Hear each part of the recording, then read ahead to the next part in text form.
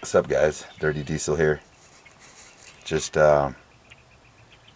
talking a little bit of information about Atta leafs in the front.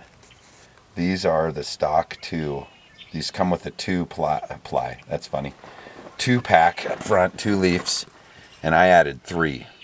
So I added one.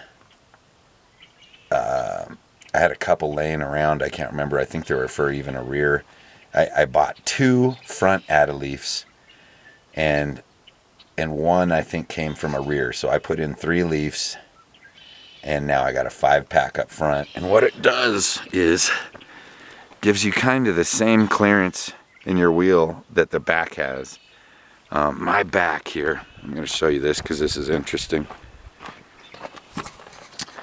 This is stock, and I just never have seen this honestly on any truck other than some old military vehicles.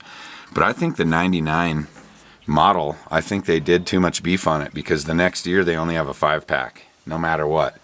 And this is an F-350, and I've seen a ton of F-350s with just 5-pack rears. This has got 14 leafs. It's got 7 upper and 7 lower, and that's crazy in my opinion. It's got the helpers, and it's got the regular leaf springs.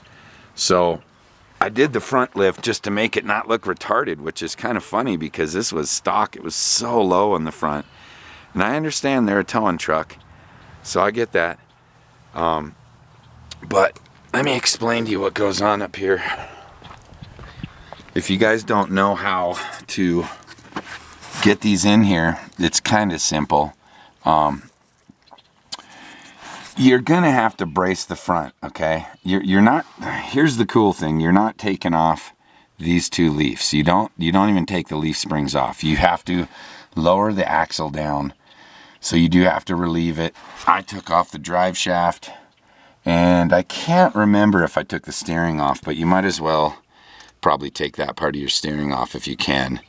I don't think it's completely necessary, but it's probably smart so you don't max that out or put stress on that. But basically, it's not the easiest thing to do, only because you have to support the axle lowering down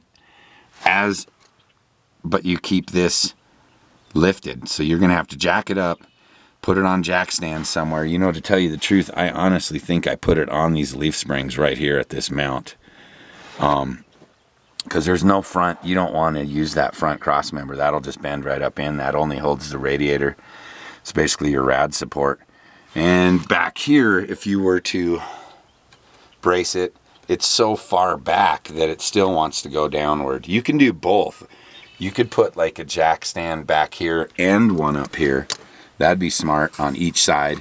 Then you could lower the axle down with your jack. You're gonna have to lower it down though, and when you take all this off, there'll be a pin here. You're gonna have to get new pins, because they got to be longer, and that's all you do really is stick the leaves together and bolt, tighten it down, and it pulls them back together. And then once you get this all back together, it holds it real nice and snug. It's pretty simple. I definitely would say that it's much stiffer, because it was pretty nice and smooth with the 2-leaf pack, and with 5 leaves it's a little bit bouncier. But when I'm towing, I can't feel it at all. And I know for a fact this gave me a much larger weight capacity up front. That's all I really got to say about that. And it gave me a big lift. I think this was only like to here, like maybe 5. It gave me double the clearance. So there's probably a foot worth of clearance from here to here now. And there wasn't much, man, in the stock. Like, these are really nose down trucks.